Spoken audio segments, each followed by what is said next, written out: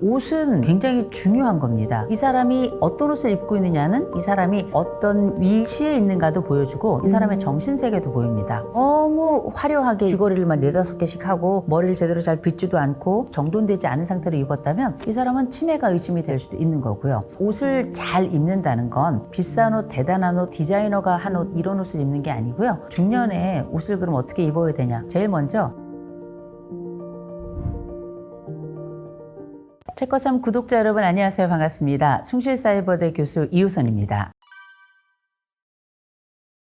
우리가 중년이라고 하면 과거에는 한 35살에서 한 60세까지로 이야기를 했다면 지금은 보통 한 40살에서 70세, 더 길게는 75세까지 본다. 이렇게 넓게 보는 분위기이기 때문에 중년이라고 하는 나이에 대한 기본적인 스펙트럼이 매우 넓다라고 생각하시면 돼요. 그러면 나이로 사는가? 전 나이로 산다고 생각하지 않습니다. 사람은 역할로 살아요. 50, 60, 70이 넘었는데도 자기가 어떤 역할을 해야 되는지 잘 알지 못하고 나이에 맞지 않게 욕을 하기도 하고요. 삶을 보더라도 존경스럽지 않고 너무 유아적인 형태, 이기적인 형태를 보이는 경우도 있거든요. 이런 경우는 나이가 많다 그래서 우리가 지혜롭지 않은 것처럼 동시에 나이가 많다 그래서 이 사람이 진짜 나이 값을 하는 건 아니에요. 오히려 이 사람이 어떤 역할을 하느냐에 따라서 이 사람에게 우리는 이분은 정말 어른이다. 이분은 정말 나이 값을 하신다. 결국 우리가 생각하는 중년의 나이는 엄밀히 말하자면 나이에 구속되는 것이 아니라 역할에 훨씬 더 집중해야 된다라고 생각을 하고 그게 바로 중년의 나이다 라고 생각합니다. 우리가 행동을 조심해야 되는 첫 번째 이유는 뭐냐면 우리가 함부로 행동하거나 멋대로 살아간다면 내가 사회적으로 역할을 제대로 하지 않는 거예요. 엄밀히 말하자면 우리가 중간에 낀 세대로서 한 개인의 역할을 넘어서서 사회적 역할, 이걸 흔히 우리가 시민성이라고도 부르는데 이런 시민성이 조금도 없는 거거든요. 중간지대를 형성하면서 인생의 척추이자 동시에 사회적 허리 역할을 감당한다는 건 그만큼 책무성을 다해야 되는 것이고 이건 내적인 것도 있지만 분명히 외적인 것에 훨씬 더 방점을 둬야 될 것이고 이게 일명 사회적 역할이자 사회적 책무다. 이런 면에서 중년기를 살아간다는 건 보다 우아해야 될 것이다. 그리고 우리가 살아가는 삶에 있어서도 더 의미를 두고 곰곰이 생각하고 거기에 따라 행동해야 될 것이다 라고 말씀드려야 될 것 같습니다.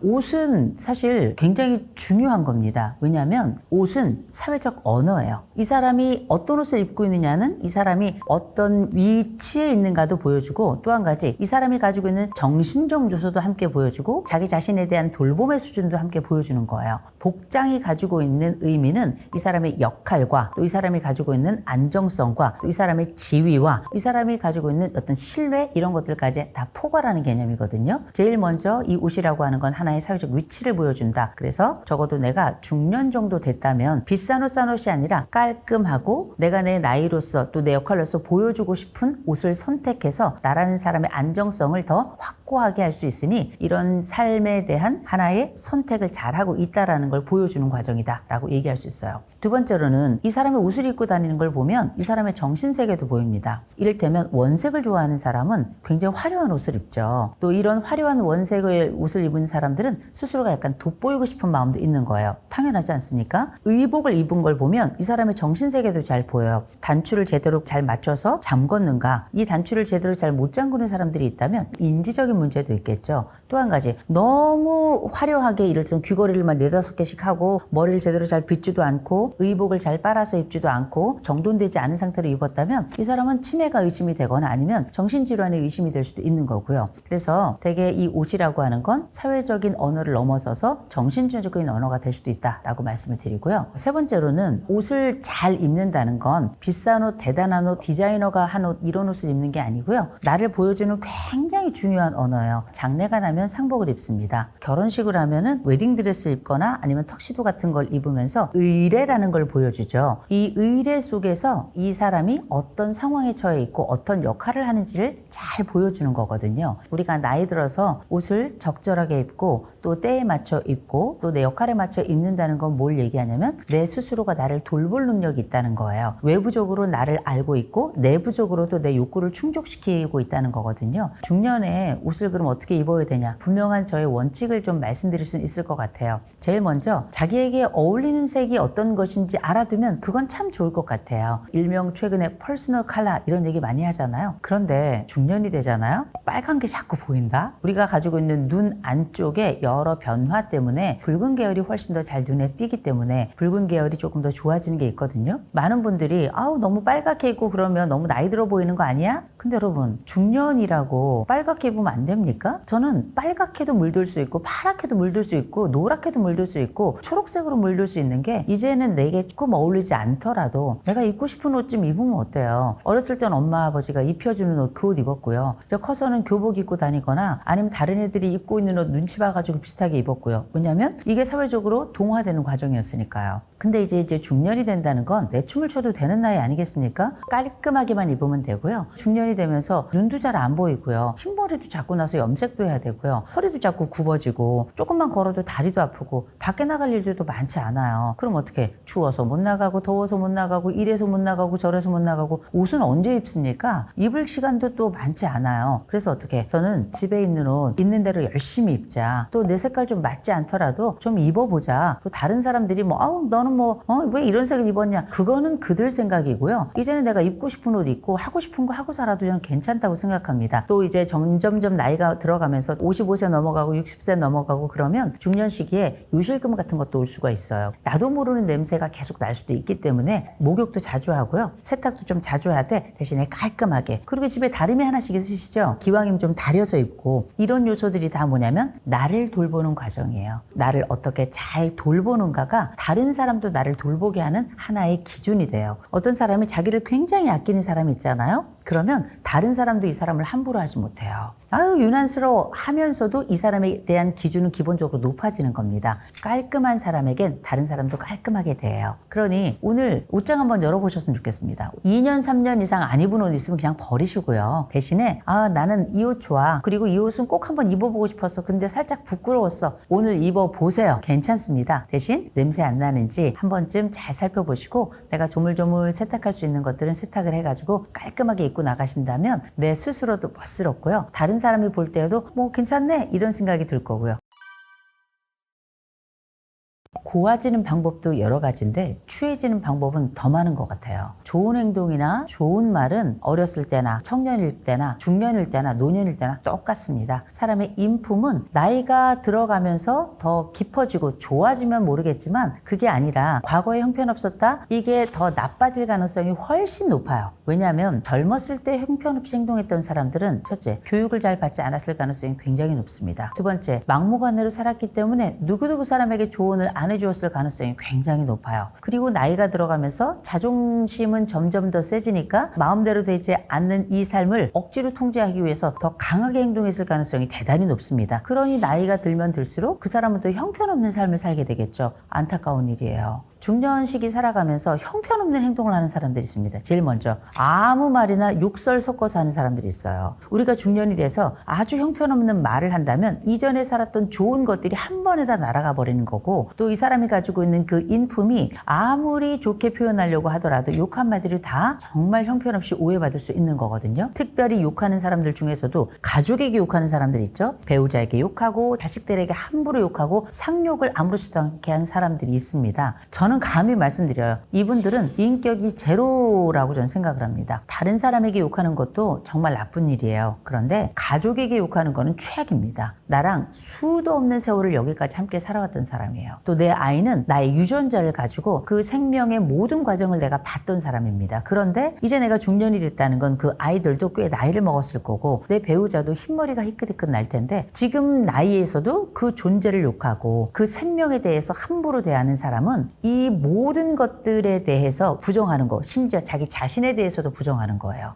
이건 비극을 넘어서서 정말 형편없는 일이고요. 내가 지금이라도 변경했으면 좋겠습니다. 지금이라도 달라졌으면 좋겠어요. 왜냐하면 우리의 새치어는 언제든 또 다른 걸 선택할 수 있거든요. 내가 욕을 할 수 있지만 욕을 할 수 있다는 얘기는 욕을 안 할 수도 있다는 거예요. 그런데 기꺼이 지금 이 나이에도 욕을 한다? 스스로에게 지속적으로 똥을 먹이는 것과 똑같습니다. 이제 그 나이에 그 사람의 혀를 누가 통제할 수 있겠어요? 아무도 통제할 수 없습니다. 그러면 사회적인 따가운 시선과 가족 가족들의 모멸스러운 눈빛, 남은 생에 누구에게도 존경받지 못하면서 홀로 남아있는 일밖에 없을 거예요. 두 번째, 다른 사람에 대해서 부정적이거나 이간질하는 행위 있죠. 굉장히 나쁜 일이에요. 평범한 사람들, 또 나와 가까운 사람들, 나에게 의미 있는 사람들에 대해서 나쁘게 말하거나 혹은 이간질하는 사람들이 있어요. 이간질을 한다는 건 뭐냐면 이 사람 마음속에 굉장히 좁은 마음이 있는 거예요. 다른 사람을 배제하고 자기 스스로 이렇게 높아지고자 하는 욕구가 있는 거거든요. 우리가 어릴 때는 그럴 수 있어요. 제끼고 내가 이기고 싶고, 그런데 부정적인 이야기를 하거나 이간질을 해서 최종적으로 내가 마이너스가 된다는 걸 인생을 통해서 경험을 했을 거예요. 근데 이걸 또 해요? 이렇게 이간질하거나 다른 사람들에 대해서 부정적으로 지속적으로 이야기하는 사람은 관계가 없는 것과 마찬가지예요. 이 세상에 자기 혼자 살아있는 겁니다. 아주 이기적이고 형편없는 인격을 가지고 있는 사람이라고 저는 생각을 해요. 중년이 되어서도 이런 행동을 계속한다면 결국 혼자 남기를 선택한 사람이다. 중년이 된다면 욕하고 싶으면 침묵하는 게 낫다. 두 사람 사이를 이간질해가지고 결국 당신이 얻고 싶은 게 무엇인지를 명확하게 한번 글로 써봤으면 좋겠다라고 말씀을 드려요. 내가 돋보이고 싶겠지만 가장 낮은 곳에 위치할 것이다. 제가 장담합니다. 마지막 세 번째가 자랑질입니다. 중년이 된다는 게 참 가진 게 많은 시기예요. 나이도 먹었죠. 살아가면서 적금도 조금씩 들었을 거고요. 어떤 분은 집이 있을 겁니다. 또 어떤 분들은 직장에서 꽤 높은 직급에 올라갈 거고요. 그리고 이제 어떤 집은 애가 잘 됐어요.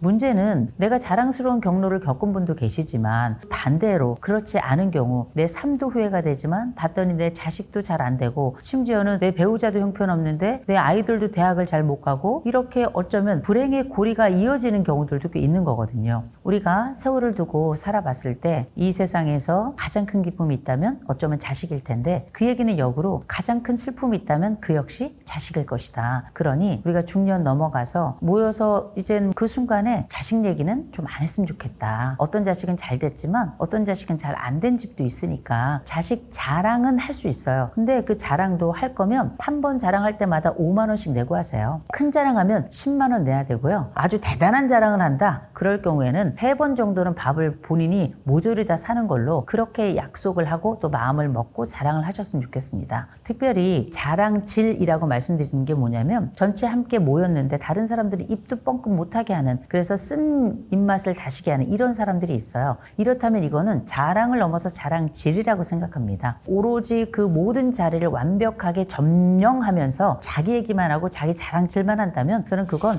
인간 폭격기라고 생각합니다. 자랑질은 누군가에게 굉장한 인생의 상처일 뿐만 아니라 고통의 순간을 떠올리게 할 수도 있는 것이고, 지금 현재 힘들어하는 그 아이를 위해서 기도하고 있는 부모가 있을 텐데 그 부모의 기도가 굉장히 더 아프고 힘들고 고통스럽게 하는 과정이 될 수 있다라고 말씀드려요. 이렇게 한 친구 있으면 그냥 듣기는 하되 밤내라고 하시고요. 그리고 너무 심하다, 이 친구는 만나지 마세요. 별로예요.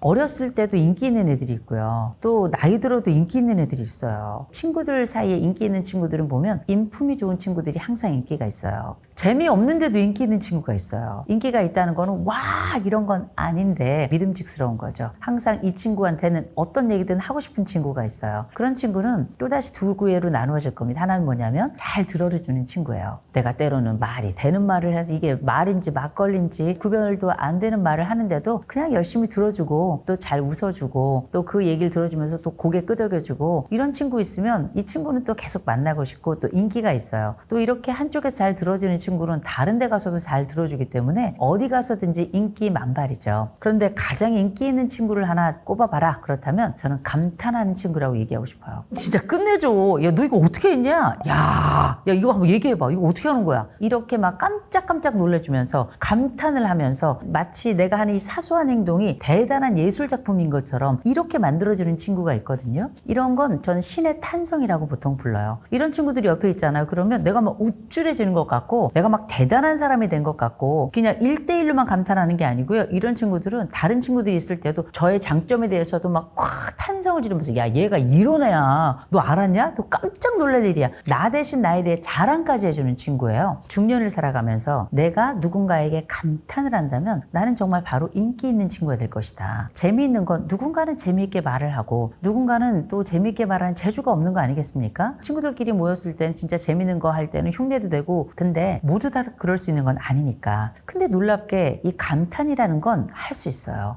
이야, 대단하다. 아니면 내가 때로는 말을 하지 않더라도 아니면 어머 행동으로라도 언제든지 할 수 있는 거거든요. 아니면 눈으로도 할 수 있어요. 이렇게 있다고 눈을 크게 이렇게 아니면 탄성으로라도 어쩌면 굉장히 다채로운 방식으로 감탄할 수 있거든요. 이 감탄하는 능력은 자기 스스로도 아주 훌륭한 사람으로 만들어요. 때로는 좋은 사람 혹은 인기 있는 사람이 되고 싶다 한다면 감탄을 시작해 봤으면 좋겠어요. 때로는 다른 사람에게 그 이야기를 전달하는 건 역시도 일종의 감탄의 방식이거든요. 이런 다채로운 방식 중에 하나를 선택하셔서 여러분들만의 다양한 감탄을 다채롭게 한다면 누구보다 인기 있는 중년이 될 것이다. 특별히 이거는 친구들 사이에만 그런 것이 아니고요. 젊은 사람들, 더 어린 또래들한테도 너 어쩜 이렇게 잘했어. 아이들에게도 야 우리 아들 최고야, 우리 딸 최고야. 내 부모님에게도 엄마 어떻게 이런 것도 잘해? 이렇게 감탄하는 사람은 전 인류를 통틀어서 저는 인류애를 뿜어내는 사람이라고 생각하고요. 어느 곳에서나 가장 사랑받는 인류가 될 거라고 생각합니다. 다툼이 많은 부부가 있다면 나가 많이 들어가는 거예요. 아니 내가 잠깐만 그게 아니고 잠깐만 알겠는데 나는 이렇게 얘기하는 거거든요. 누가 잘못했는지를 선명하게 가리는 거 되게 중요해요. 그런데 잘못을 잘 그렇게 가릴 것 같으면 판사를 하세요. 오히려 부부라는 건 뭐냐면 알아. 당신이 얘기하는 게 뭔지 알아. 그리고 내가 그걸 이만큼 이해하겠어 라고 얘기하는 거예요. 결국 이혼하는 부부들이 가장 많이 하는 말은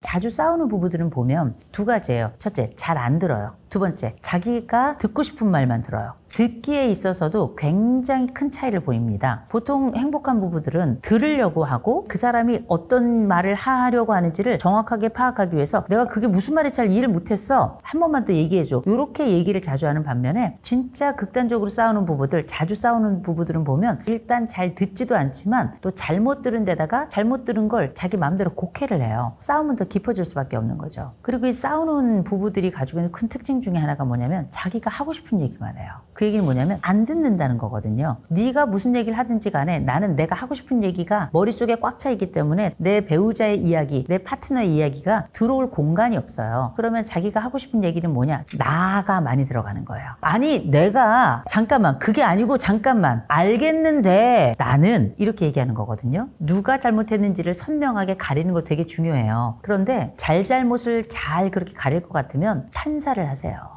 오히려 부부라는 건 뭐냐면 알아. 당신이 얘기하는 게 뭔지 알아. 그리고 내가 그걸 이만큼 이해하겠어 라고 얘기하는 거예요. 그래서 우리가 보통 부부 간의 이야기를 할 때 전 이런 얘기를 해요. 30%는 들어라. 20%는 말해라. 그리고 50%는 고개만 끄덕여라. 그 얘기는 뭘 얘기하냐면 못 듣는 게 차라리 나은 경우도 꽤 있어요. 그래서 그냥 그 사람이 맞다고 인정해주는 그 지점이 50%인 거예요. 전체 100% 중에 20%는 내 말 한다라고 생각하면 싸울 일도 없습니다. 5대5가 아니에요. 결국 이혼하는 부부들이 가장 많이 하는 말은 이혼해예요. 이혼해라는 말을 자주 하면 할수록 이혼은 당겨진다라고 생각하시면 됩니다. 이걸 자기 충족적 예언이라고 불러요. 이혼에 대해서 말을 하는 순간 그게 현실이 돼버리는 거죠. 대신에 이혼을 다음 생에도 안 할 것 같은 부부들이 있어요. 이 부부들이 가장 많이 하는 말은 사랑해가 아니고요. 괜찮아. 그럴 수 있어. 이런 긍정적인 반응, 긍정적인 피드백이 어쩌면 사랑해보다 훨씬 더 이 부부를 단단하게 묶어주는 사랑의 악교가 아닌가 싶어요. 이 사람은 나를 수용해주는 사람인 거예요. 상대방에 대한 근원적인 안전감을 주는 단어가 바로 괜찮아. 그럴 수 있어. 그럼 이런 단어인 거죠. 다툼이 많은 부부가 있다면 보통 보면 네가 퍽이나 이런 말 있죠. 정말 최악입니다. 이런 말들 대신에 그럴 수 있어. 그럼 그럴 수 있어. 괜찮아. 이런 얘기를 가능한 자주 하려고 애를 쓰셨으면 좋겠어요. 행복한 사람들 옆에 가 있잖아요. 그러면 행복이 옮아요. 불행한 사람들 옆에 가 있잖아요. 그러면 불행이 옮아요. 참 이상해요. 부부가 가지고 있는 각각의 차이점 때문에 싸우는 경우들도 많이 있겠지만 자식들 때문에 많이 싸워요. 특별히 자식의 교육 또 미래 진로나 향방에 대해서 각각 가지고 있는 생각들이 다르니까 아이들의 이 문제를 두고 서로 다른 이견을 보이다가 결국은 이혼을 하게 되는 경우 굉장히 많거든요. 아이들을 중심으로 싸울 때 제가 늘 드리는 말씀이 있습니다. 우리는 이혼하려고 싸우는 것이 아니라 아이를 잘 되게 그리고 아이의 행복을 위해 싸운 게 아니라 우리는 토론을 했다. 다만 토론의 방식을 잘 몰랐던 것이다. 그러나 이 토론의 방식이라는 게 조금 말의 차이에 의해서 때로는 그 사람의 인격을 들먹인다든지 아니면 그 사람의 가문을 들먹인다든지 상대의 지능을 들먹인다든지 이런 방식으로 아이의 미래와는 무관한 것들을 건드리게 되면서 다툼으로 이어지고 이게 이혼으로 가는 경우가 굉장히 많거든요. 아이들의 미래나 진로에 대해서 이야기할 때에도 논외의 것은 건드리지 말 것 꼭 말씀드립니다. 또 한 가지 중년 시기에 이혼의 주제가 되는 게 외도예요. 요새는 왜 이렇게 외도가 많은지 모르겠어요. 한때 우리가 왜 오피스 와이프, 오피스 허즈번드 이런 얘기가 많이 나왔는데 그거 좀 굉장히 부부간에도 무례한 단어라고 생각을 하거든요. 이 세상에 와이프는 하나뿐이에요.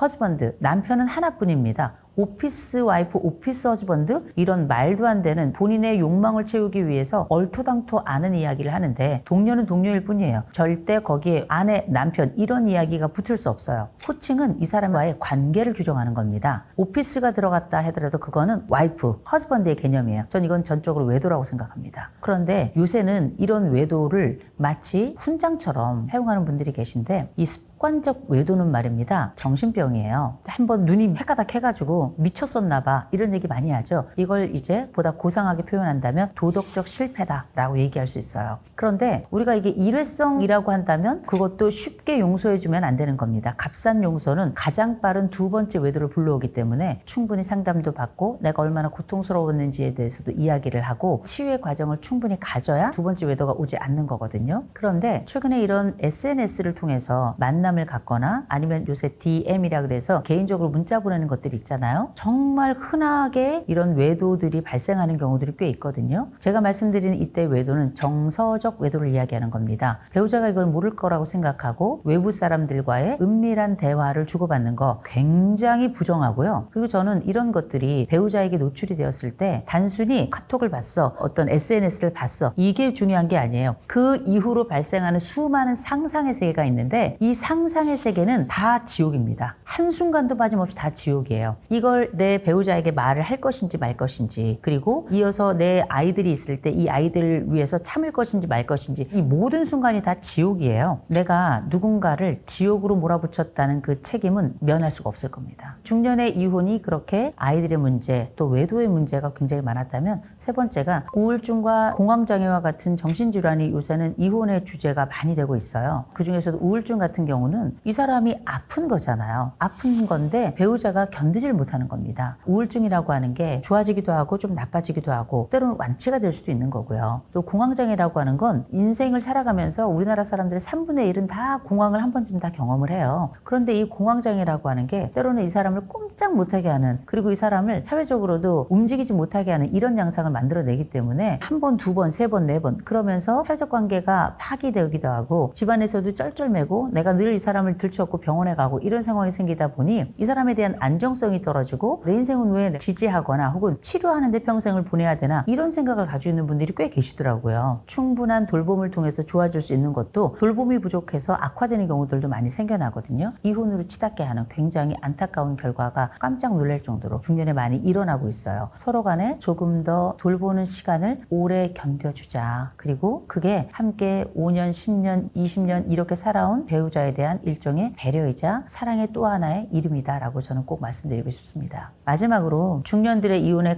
최근에 가장 핫한 이슈가 뭐냐면 돈입니다. 경제가 어려워지게 되면 돈 문제 때문에 특별히 중년들이 많이 무너져요. 우리가 40대, 50대 가장 왕성하게 애들 키우면서 돈을 벌어야 되는 시기에 경제적 타격을 받는 것도 받는 것이지만 두 번째 입사, 세 번째 입사가 어려운 시기가 바로 이 중년이에요. 그럼 이런 경제적인 타격은 모든 것을 앗아갑니다. 최근에 이혼 상담을 해보면 이 이혼이라고 하는 것이 서로 사이가 나빠서가 아니라 예를 들어서 뭐 공과금을 못 내. 아이들이 학원비를 낼 수 없어. 병원비를 낼 수 없어. 타개할 수 있는 상황이 돈만큼 어려운 게 없어요. 상담할 때도 돈 상담은 가장 어려운 상담 중에 하나입니다. 그런데 이게 한 달이 가고 6개월이 되고 1년이 되고 이제 남아있는 돈이 완전히 바닥이 나거든요. 그때 그 이후로는 사랑으로 감당할 수 없는 상황이 닥쳐오게 됩니다. 이런 경우는 재취업밖에는 답이 없습니다. 남편이 명예퇴직이라든지 희망퇴직이라든지 어려움이 있어서 퇴직을 하게 되는 경우에는 아내가 그래서 생활전세를 나서는 경우들이 굉장히 많거든요. 새롭게 일을 하지 않던 분들이 일을 하러 나가게 될 경우 몸에 대한 변화를 겪으면서 동시에 한 번도 해보지 않은, 더군다나 여성들에게는 또 일자리가 또 제한적이다 보니까 험한 일을 할 경우들이 굉장히 많거든요. 쉽지 않은 삶을 살아가면서 또 병까지 얻는 경우들이 많이 있어서 일종의 중년에 예상치 못했던 불행이 가족을 후려치는 경우 결국 견디지 못했던 이 부부가 감정적으로 폭발해서 이혼하게 되는 경우들이 많이 있는데 저는 그야말로 중년의 비극이라고 생각합니다. 이혼과 관련된 프로그램을 이렇게 하면서 제가 느끼는 건 뭐냐면 그 결이 참 예쁜 사람들이 많아요. 그런데 조합이 안 좋아요. 그러면 이 세상에 그럼 조합 좋은 부부들이 따로 있냐? 없어요. 사람들은 다 서로 다른 부분들을 가지고 있기 때문에 딱 맞는 퍼즐은 없단 말이에요. 다만 얼추 맞으면 그래서 모양이 나오면 사는 거예요. 이걸 막 갈고 닦고 조금씩 조율을 해 나가는 건데 갈리면 아프죠. 닦이면 아프죠. 그래서 어떻게 하냐면 제일 적게 갈리면서 이 조합을 맞추는 방법을 찾아가는 거예요. 우리가 이걸 양보라고 하는 거잖아요. 100% 양보는 없어요. 이 사람이 양보할 수준을 발견해 주는 게 되게 중요해요. 이 사람의 문제가 5가지가 있어. 어떻게 사람이 5가지를 다 양보하겠어요? 2개 양보하면 엄청나게 양보한 거예요. 하나 양보할 수 있는 사람은 2개도 양보할 수 있어요.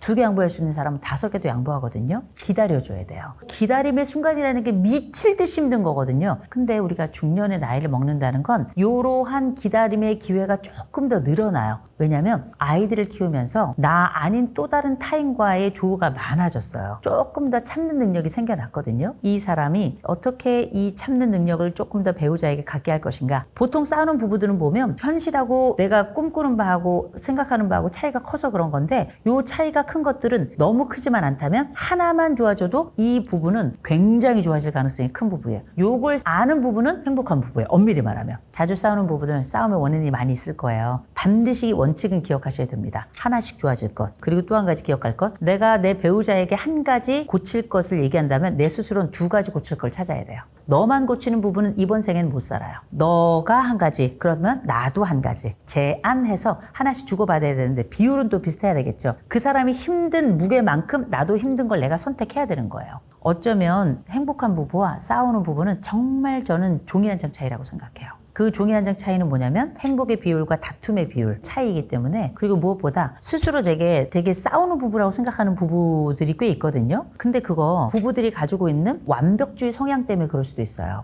부부는 아예 안 싸워야 된다고 생각하거나 다른 부부들보다 우리가 많이 싸운다고 생각하는 부부들이 있어요. A커플은 10번을 싸워. B커플은 2번을 싸워. 그런데 A커플은 자기네는 별로 안 싸우는 부부래요. 그래서 우리는 이 정도는 이혼할 정도는 아니래요. 한 달에 2번 싸우는 부부는 우린 너무 많이 싸워서 우리는 이혼해야 되는 부부라고 생각을 해요. 굉장히 다르죠. 집안마다 기준이 다 다르다는 걸 알고 있어야 돼요. 어쩌면 우리 집도 기준을 바꿀 수 있다는 걸 알고 있는 거 되게 중요해요. 젊었을 때 잘 안 싸우는 부부들은 중년에도 잘 안 싸우고요. 노년에도 잘 안 싸워요. 이 사람들은 참는 능력이 하나가 있어요. 2번째로는 상대방을 잘 알고 있는 겁니다. 어느 시점에 폭발하는지, 어느 시점에 잠잠해지는지, 어느 시점에 다시금 평정을 되찾고 내게 다가오는지 요 시간과 방법을 알고 있고요. 3번째로는 이 사람을 안심시키는 방법을 알고 있는 거예요. 이 사람에겐 시간이 필요한 사람인지, 아니면 가서 안아줘야 되는 사람인지, 아니면 이 시기가 특별한 시기에 발생한 것이지 다른 시기에 이르지 않다는 걸 알고 있는 건지, 이런 모든 것들을 잘 파악하고 있는 사람이에요. 결국은 관찰력이 좋은 부부와 관찰력이 나쁜 부부가 어쩌면 세월이 지나가며 계속 싸우는 부부와 계속 싸우지 않는 부부의 가장 핵심이라고 저는 생각을 해요. 좋은 부부들을 많이 알고 있어야 좋아요. 그리고 잘 사는 부부들 있죠. 이런 선배 부부들을 많이 만나는 게 중요해요. 잘 벤치마킹 해보세요. 그 존재를 되게 예뻐해줘요. 그냥 이렇게 볼 때면 자기는 어떻게 이렇게 예쁘냐? 난 자기랑 결혼한 게 너무 좋아. 이런 얘기를 기뻐서도 하지만 립 서비스처럼도 해요. 아, 니네 엄마는 최고야. 아, 니네 아빠 최고야. 아빠 진짜 멋있지 않냐? 항상 기준선을 지켜주는 거죠. 존중의 기준선을 지켜주면 놀라울 정도로 이 부부들은 잘 살더라. 요 부부들의 이 방법들을 좀 따라했으면 좋겠어요. 그렇게 하다 보면 나만의 예술도 나오는 거거든요. 잊지 마시고 제가 말씀드리는 제안 드리는 거 첫 번째, 괜찮아, 그럴 수 있어, 그럼, 이런 얘기 좀 자주 해주시고요. 두 번째, 예쁘다 말해주셔야 돼요. 진짜 잘생기고 못생기고의 문제가 아니에요. 그냥 그의 삶을 존중해주고 그 존재를 예뻐해주는 거거든요. 저도 저희 남편이랑 서로 얘기합니다. 우리는 얼굴만 보고 결혼했다고. 너무 잘생겼어? 너무 예뻐? 이런 얘기 하거든요. 진실이라서가 아니라요. 그건 그 영혼을 사랑하는 마음이거든요. 세 번째, 챙겨주고 자랑해줘야 돼요. 이거 되게 중요해요. 저는 제 밖에 나가서 저희 남편을 귀염둥이라고 불러요. 정말 예쁘기도 하지만 이 남편이 나에게 너무 잘해준다. 자랑의 의미가 아니라 내가 이 사람하고 결혼할 수 있어서 정말 행운이다. 이렇게 해주는 게 정말 감사하다. 부부 동반 모임 있을 때도 제가 그런 얘기 하거든요. 얘기를 들어보니까 저희 배우자도 저에 대해서 아주 긍정적인 이야기를 그 친구들에게 한다고 하더라고요. 저는 부부들이 해야 될 일종의 의무라고 생각해요. 왜 안 싸우겠어요? 싸우죠. 왜 목소리 안 높아지겠어요? 목소리 높아지죠. 그러나 그 가운데서도 배우자가 서로를 지켜주는 게 되게 중요하거든요. 이 세 가지 꼭 기억하신다면 어쩌면 이 꿀 떨어지는 부부들의 여러 핵심적인 이야기, 다툼만이 우리의 일상이다라고 이야기하는 이 부부들도 새로운 인생의 꿀을, 새로운 사랑의 꿀을, 새로운 부부의 꿀을 떨어뜨리지 않을까 생각해 봅니다.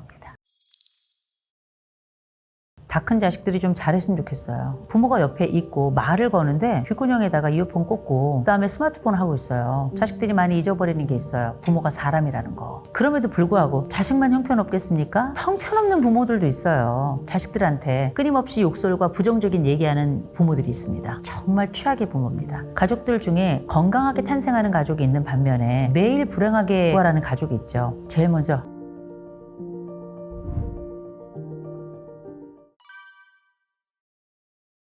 다 큰 자식들에 대해서 부모들이 실수하는 거, 저는 그 전에 다 큰 자식들이 좀 잘했으면 좋겠어요. 옛날보다 훨씬 더 풍요롭게 성장하고 부모들의 고생을 잘 모르고요. 그리고 요즘은 스마트폰 속에 들어가 있잖아요. 그렇다 보니까 그 옆에 부모가 있다는 걸 몰라요. 저는 약간 배은망덕하다고 생각합니다. 부모가 옆에 있고 말을 거는데 귓구녕에다가 이어폰 꽂고 그 다음에 스마트폰 하고 있어요. 툭툭 쳐서 대화를 하자고 하는데도 약간 짜증을 내고, 그 나이가 20이 넘고 30이 넘고 40이 다 돼가는 자녀들이 그렇게 하는 걸 보고 제가 너무나 놀랐습니다. 사람한테 그렇게 하면 안 됩니다. 자식들이 많이 잊어버리는 게 있어요. 부모가 사람이라는 거. 그리고 내 부모가 때로는 나에게 못마땅하거나 충분히 만족스럽지 못한 부모일 수 있어요. 그러나 더 기억해야 될 건 본인도 그렇게 대단한 자식 아니라는 거, 그 얘기 해주고 싶고, 부모는 지금 이미 나이를 먹었고요. 몸도 아프고 어쨌든 남은 청춘의 즙을 내어서 자식들에게 할 수 있는 범위 내에선 다 한 거예요. 본인들이 최소한 성장 과정에 수혜가 있었을 거 아니에요. 그건 기억했으면 좋겠어요. 또 부모를 존경하진 못해도 전 존중은 하라고 얘기합니다. 부모들한테 함부로 말하고 반말하고 때로는 욕하는 자식들도 있거든요. 아주 형편없어요.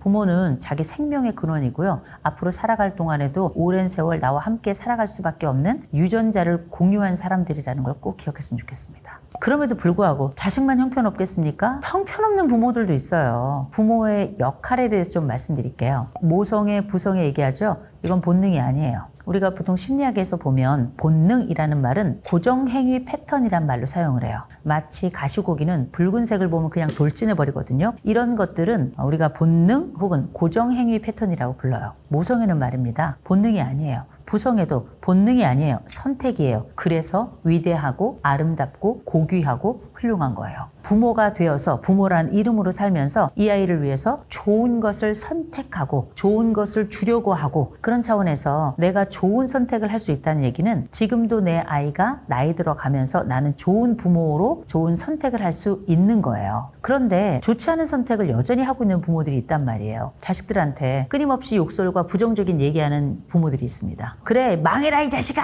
네가 잘 되는지 뭐 보자. 40대고 50대 가는 자식들에게 여전히 상욕하는 부모도 있거든요. 정말 최악의 부모입니다. 생명에 대해서 얼마나 고운 말을 하고 애쓰고 힘쓰고 노력해도 얘가 잘 될똥말똥이에요. 그런데 지금 이 나이가 되도록 본인의 인격 하나 제대로 추스리지 못하면서 모욕적인 이야기를 하고 욕설을 퍼붓는 이런 부모들, 아이들을 잘 되게 못하게 했을 뿐만 아니라 인격적으로 성장을 도모하는 건 틀린 거라고 봐야 돼요. 거예요. 그러나 그 와중에 그 속에서 자란 아이들은 스스로 좋은 선택을 해서 잘 컸기를 간절히 바랍니다. 두 번째로 형편없는 부모들 중에 어떤 부모들이 있냐면 자식들을 갈취하는 부모들이 있어요. 부모들 중에 여전히 능력이 있음에도 불구하고 일하지 않고 자식들에게 계속 뭘 달라고 하거나 나를 끝까지 부양하라고 독촉하고 요청하고 강요하는 부모들도 있거든요. 본인이 하지 않았으면 자식들에게 요구할 권리가 전 없다고 생각합니다. 그럼에도 불구하고 자식들이 기꺼이 뭔가를 해주려고 한다면 기꺼이 감사하자, 그리고 고맙다 표현하자 라고 말씀드리고 싶습니다. 또 한 가지, 특별히 나이 들어가는 부모들 중에 성인 자녀들이 있을 때 결혼을 반대하는 부모들이 있어요. 자녀들이 행복하길 바라야죠. 당연합니다. 그런데 이게 참 어려운 주제예요. 파트너를 데리고 왔는데 내 마음에 안 차. 수년간 교제를 했음에도 불구하고 결혼을 반대하는 부모들 계시거든요. 물론 오죽하면 그렇겠습니까? 많은 자녀들의 삶은 자녀들의 몫이거든요. 그들이 실패해도 그들의 실패고요. 성공해도 그들의 성공이에요. 내가 시간과 모든 돈과 모든 노력을 아끼고 쪼개고 함께 해가면서 이 아이들을 성장시켰는데 그렇게 성인의 영역에 들어가면 그때부터는 내 자식이 아니에요. 그건 사회의 자식입니다. 그리고 이 아이와 사랑에 빠진 그 사람의 사람이에요. 새롭게 만날 내 새 가족이 만족스럽지 못하다 하더라도 그건 그들의 삶입니다. 저는 결혼을 너무 강력하게 반대하는 건 좀 조심해야 되지 않겠나. 그리고 또 한 가지, 새로운 가족이 우리에게 들어오면 그 가족도 우리에게는 성인 자식이 된 거예요. 그럴 땐 어떻게? 조금 부족하고 내 마음에 들지 않고 좀 못난이더라도 사랑해주고 예뻐해주고 그 존재로서 그냥 받아들여야 된다고 저는 생각을 해요. 그런데 마치 새로 들어온 새 가족이 내가 함부로 해도 되는 사람인 것처럼 그렇게 목리를 부리는 분들이 계시거든요. 정말 불성사납습니다.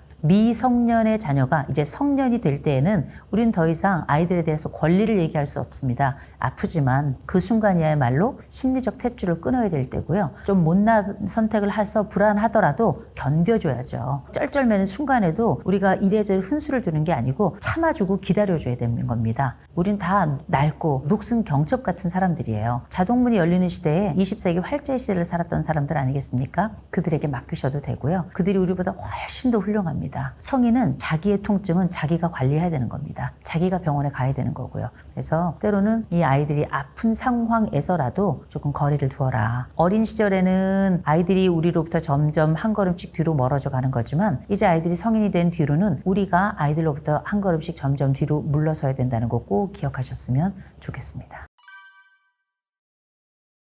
가족이 지금은 얼마나 오래 사는지 모든 가족원들이 다 1세기를 넘게 삽니다. 100년을 넘게 살아요. 세상에 이런 날이 있었을까요? 부모들 스스로 자식들이 우리에게 뭐 그렇게 대단하게 해줄 거라고 크게 기대하지 않는 것 같고요. 자녀들도 내 부모가 알아서 살아야 될 시대 아닌가? 이렇게 생각을 또 하면서 서로 간에 가족이 가져야 될 이런 혈연의 의무들이 굉장히 약화됐습니다. 혈연의 가족이라고 해서 무조건 다 가족인 건 아니죠. 가족은 서로를 챙기고 돌보고 가족의 역할을 하면서 다시 가족으로 그렇게 탄생하는 거라고 저는 생각을 하거든요. 가족들 중에 건강하게 탄생하는 가족이 있는 반면에 매일 불행하게 부활하는 가족이 있죠. 제일 먼저 소리 지르는 가족. 소리만 지르지 않아요. 욕도 서슴지 않는 경우가 많이 있습니다. 일단 큰 소리를 내고 서로에게 소리를 친다는 건 뭐냐면 서로의 심장박동을 책임지지 않는다는 거예요. 큰 소리를 확 질러대면 심장이 깜짝 놀라죠. 정서뿐만 아니라 신체에도 굉장히 위협이 되는 게 바로 이 소리 지름인데, 특별히 이 가족을 향해서 평생 보면 소리 지르는 사람이 정해져 있어요. 근데 그 소리 멈춰야 됩니다. 더군다나 어려서부터 소리 지르는 사람은 성인이 되어서도 아이들에게 지속적으로 소리를 지르면서 그 아이가 통제될 거라고 생각하고 윽박 지르거든요. 그렇게 윽박 지르며 성장한 자녀는 둘 중에 하나예요. 평생 움츠리며 살든지 아니면 스스로가 윽박 지르는 자가 될 거예요. 소리 질러서 타인을 제압할 수 있다는 걸 내 부모에게 배운 자들은 밖에 나가서도 소리를 지르는 걸 통해서 다른 사람을 제압하려고 하고, 동시에 내가 새로 만든 가족에게도 윽박 지르는 걸 통해서 통제하려고 할 거거든요. 그러니 소리를 지르는 가족은 소리를 멈췄으면 좋겠습니다. 아니, 소리 멈추세요. 그래야 여러분의 가족이 행복을 향해서 걸어갈 공간이 생기는 겁니다. 두 번째로는 냉랭한 가족이 있어요. 대화가 없다 그래서 다 냉랭한 건 아니에요. 어떤 가족은 말수가 적지만 따뜻한 가족이 있어요. 근데 어떤 가족은 말수가 많더라도 냉랭한 가족이 있습니다. 다 자기 얘기만 하는 거죠. 대부분 이렇게 냉랭한 가족은 말이 없을 가능성이 또 굉장히 높고요. 그런데 일상생활을 하다 보면 말이 별로 없더라도 따뜻한 눈길로 봐주고 어려운 시점에 딱 챙기고 나타나주고, 이런 경우는 따뜻한 가족이에요. 말이 없다고 해서 불행한 가족 아닙니다. 그런데 말도 없는데 불행한 가족들이 있어요. 그게 바로 냉랭한 가족이에요. 만났는데 인사도 하지 않고 서로를 눈도 마주치지 않고 생계를 책임져야 될 시점에 생계를 책임지지 않고 또 안아줘야 될 시점에 뒤로 물러나 버리고 고통의 시점에 나타나지 않고 이게 바로 냉랭한 가족이에요. 혈연일지언정 가족이 아니에요. 이런 경우가 생각보다 꽤 많이 있거든요. 이런 가정에서 성장한 아이들은 보면 보통 사회적으로도 소통을 잘하지 못하고요. 다른 사람들과 어떤 방식으로 온도를 나눠야 될지 몰라서 사랑에 빠지지 못하는 경우도 많고 굉장히 냉소적인 경우도 많고요. 우울감에도 굉장히 크게 휩싸이고 결국 어떤 가족도 행복하지 않은 거죠. 또 가족 간에 고통을 서로 주고받는 가족들이 있어요. 분화도가 낮은 가족이라고 부르는데 어떤 일이 발생했을 때 이 일을 합리적이고 이성적이고 논리적으로 처리하는 것이 아니라 감정적이고 이기적으로 처리하는 이런 것들이 온 가족에 평균적으로 분포되어 있다면 분화도가 낮은 가족이라고 불러요. 가족의 분화도가 낮다는 건 각각 가족 원의 분화도도 낮다는 뜻입니다. 화를 내면 화를 받은 사람이 다시 더 불같이 화를 내고 멱살을 잡으면 더 큰 도구를 가지고 오고 이런 식으로 서로 간에 고통을 주고받으면서 상대를 조금 더 배려하지 않는 그러면서 상대의 것을 빼앗으려는 가족들이 있어요. 공평해야 될 몇 가지 기회가 있어요. 이를테면 공부의 기회나 의견의 기회나 돈의 기회나 이런 기회들이 있는데 이 기회들을 의도적으로 박탈하는 가족들이 있습니다. 그게 때로는 아버지일 수도 있고요. 어머니일 수도 있고요. 큰아이일 수도 있고요. 막내일 수도 있고요. 근데 그 박탈이라고 하는 게 생애를 통틀어서 착취하는 가족들이 있죠. 이거는 정말 나쁜 가족이에요. 이를테면 누군가 돈만 벌어오는 게 아니에요. 어렸을 때부터 이 사람이 효자였어. 그러면 이 사람에게 모든 집안일 맡기고 밖에 나가서 돈 벌어오는 것도 다 맡기고 그러면서 그 돈을 가지고 나머지 가족이 나누어 살고 정작 당사자는 옷 한 벌 사입지 못하는 그럼에도 불구하고 부모가 이걸 다 지켜보고만 있는 그러면서 나중에 부모 부양도 이 사람이 해야 되고 나머지 가족들은 아무렇지도 않게 와서 이 사람한테 와서 돈 빌리고 집안의 호구죠. 집안의 모든 기회를 박탈하는 가족들 정말 형편없는 가족이고 그야말로 이 사람의 호의를 권리로 하는 가족들 정말 나쁜 가족입니다. 성인이 된 자녀와 성인이 된 부모가 서로 잘 지내는 방법은 제일 먼저 안부를 좀 물었으면 좋겠어요. 잘 지내는지 어떻게 사는지 매일 전화하는 것도 굉장히 피곤한 일이겠지만 아예 서로 죽은 사람처럼 남인 것처럼 심지어 남보다 못하게 사는 부부들도 많은데 부부건 부모 자녀건 온 가족이 할 거 없이 안부를 그래도 가끔씩 묻는 가족은 보면 스스로 행복하다고 생각해요. 안부를 물으면 그 사람 생일도 알아요. 그리고 생일 축하도 해요. 또 안부를 물으면 그 사람이 아픈지 안 아픈지도 알아요. 요새 어떤 고민이 있는지도 어렴풋이 우리가 또 눈치챌 수 있거든요. 안부를 묻지 않는 가족은 그냥 있어도 안다고요? 말하지 않아도 안다고요? 절대 몰라요. 말을 해야 하는 거잖아요. 근데 그 말을 제대로 하지 못하더라도 서로의 안부를 묻는 사람이 있다는 건 그게 바로 나의 정서적 가족이에요. 두 번째, 이 사람이 가지고 있는 여러 상황들을 듣고 반응을 좀 해줬으면 좋겠어요. 예를 들어서 부모가 어려운 얘기를 할 수 있잖아요. 자식이 또 어려운 얘기를 할 수 있잖아요. 그런데 어려운 얘기를 한다 그래서 다 도울 수 있는 건 아니에요. 그런데 우리가 정서적으로는 도울 수 있어요. 무슨 얘기를 하거든 괜찮아? 별일 없어? 아 그랬어? 몸이 얼마나 아픈데 병원은 갔니? 이거 다 반응이에요. 다른 사람한테 내 몸 아픈 거 내가 힘든 거 얘기할 수 있겠지만 그렇게 얘기할 수 있는 사람은 보통 평균 1.4명밖에 안 돼요. 근데 가족이라고 하는 건 가끔은 이렇게 언제든 내가 각각 구성원에게 얘기할 수 있으면 좋겠는 꼭 얘기하고 싶은 그런 존재잖아요. 그게 가능하려면 이 사람이 나를 받아준다는 전제가 있어야 돼요. 그렇게 받아주는 사람을 우리는 가족이라고 부른다라고 얘기하고 싶고요. 또 잘 지낼 수 있는 방법 중에 하나는 좀 챙기는 겁니다. 가족끼리 꼭 챙겼으면 좋겠는 게 있어요. 생일이에요. 생일 챙기는 방법 뭐 대단하지 않아도 돼요. 케이크 하나 나눠 먹어도 그건 챙기는 거고요. 또 성인이 돼서 따로 떨어져 있는데 또 멀리 있는데 어떻게 생일을 챙기는 전화하면 되죠. 요새는 뭐 카카오톡에 보면 선물 같은 거 보내는 거 네이버에도 그렇고 다 선물 보내는 거 있더만요. 아니 그리고 택배로 보내면 되잖아요. 작은 챙김이 전 가족이라고 생각해요. 우리가 막 결혼기념일도 있고 명절도 있고 챙길 게 너무 많지만 당신의 탄생이 기쁩니다. 우리가 함께 가족으로 살아간다는 게 너무나 감사합니다 라고 하는 게 전 생일에서 가장 빛난다고 생각하거든요. 다른 건 모르겠는데 가족끼리 생일은 챙기자. 돈이 없으면 전화로라도 문자로라도 이렇게 해서 우리 가족이 서로 챙기는구나. 선물이 없더라도 나를 알아주고 나의 존재를 축하해주고 내가 살아있다는 것을 확인해주는 바로 그 사람 바로 가족이구나. 그리고 무엇보다 이런 혈연의 가족이 챙기는 가족은 무엇보다 기쁘다는 걸 꼭 기억하셨으면 좋겠습니다.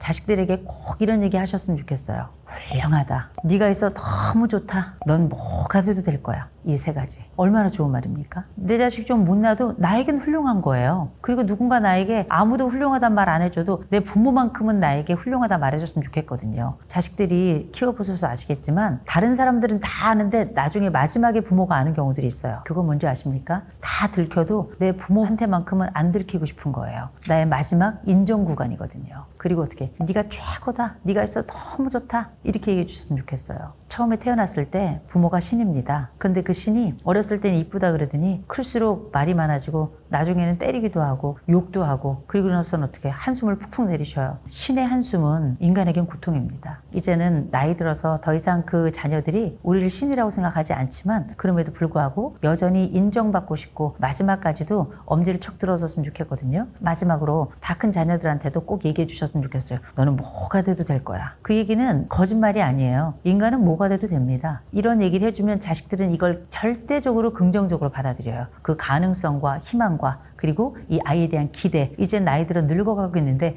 여전히 부모는 그 아이들 속에서 꿈을 꾸고 있다는 거거든요. 넌 아직도 가능성의 공간이고 미래가 창창하고 여전히 잘 될 거고 희망의 메시지를 끊임없이 전달해 주는 거거든요. 우리 나이 많이 들었잖아요. 앞으로 더 팍팍 늙어갈 거잖아요. 자식은 영원히 자식이고 그 자식은 영원히 부모들이 우리에게 좋은 얘기 해주기를 기다리고 있다는 걸 기억한다면 우리 입에서 부모 입에서 선하고 아름다운 꽃의 말이 나왔으면 좋겠고 꿈의 말이 나왔으면 참 좋겠습니다. 자녀들에게 꼭 부탁드려요. 부모가 나이가 먹잖아요. 점점 섭섭해집니다. 좋은 말만 듣고 싶고요. 안 좋은 말 안 듣고 싶고 다른 사람들은 모르겠지만 내 인생을 인정해 줬으면 좋겠어요. 우리 자식들 부모들에게 꼭 이런 얘기 해줬으면 좋겠습니다. 엄마 좋아. 아버지 좋아요. 누군가는 사랑합니다 이런 표현하면 좋은데 우리나라 사람들이 사랑합니다라는 표현을 참 어려워하더라고요. 두 번째, 할 수 있다면 아버지가 진짜 자랑스럽습니다. 엄마가 있어서 너무 좋아요. 아버지 참 자랑스러워요. 엄마 참 자랑스러워요. 이런 얘기 돌아가시기 전에 꼭 한 번 했으면 좋겠어요. 정말 가슴 뻐개집니다. 별로 안 자랑스러운 점도 있어요. 그러나 저에게는 아버지가 최고예요. 저에게는 엄마가 최고입니다.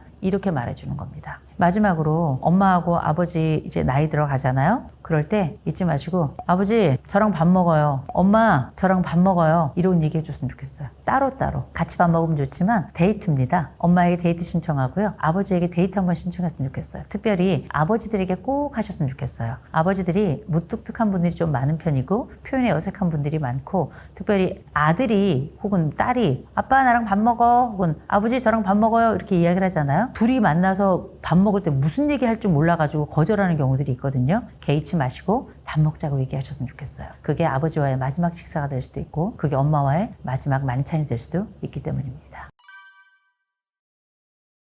근데 특별히 이게 나이 들어서 중년, 노년 가면서 이 욕설이 이어지고 아이들에게 지속적으로 험한 얘기하는 부모 있거든요. 이 부모들은 제가 볼 땐 이 자녀들이 이 부모들을 안 만났으면 좋겠어요. 각각의 가족은 다 외롭고 다 화가 나 있고 다 불행하고 각각의 가족은 늘 싸우게 되죠. 이런 가족들은 원가족 안에서만 그런 것이 아니라 이어지는 또 다른 관계 속에서도 똑같은 상황이 생기면 그 역할을 반복할 가능성이 굉장히 높기 때문에 반드시 꼭 상담받으시라 말씀드려요. 이 상담은 내가 어떤 다른 사람과의 문제가 있어서만 상담을 받는 것이 아니고요. 분석을 받아보는 겁니다. 나라는 사람이 가지고 있는 컴플렉스는 뭔가, 나의 장점은 뭔가, 나의 단점은 뭔가, 우리 집안에서 나는 어떤 역할을 하고 있는가. 그리고 이런 상담을 받을 때 기억하셔야 될 게 있어요. 그랬구나 이렇게 공감을 받는 것도 굉장히 좋지만 분석을 받는 건 너무너무 중요합니다. 무조건 내가 옳다라고 말을 하는 건 저는 공감이라고 보지 않아요. 상담 상황에 가서는 나에게 무조건 고개만 끄덕이고 나를 무조건 안아주기만 하는 상담, 이 상담을 받아보는 것도 굉장히 좋지만 그게 아니라 지금 상황으로부터 무엇이 문제였고 어떻게 하면 좋을 것이고 무엇을 하면 더 나아질지에 대한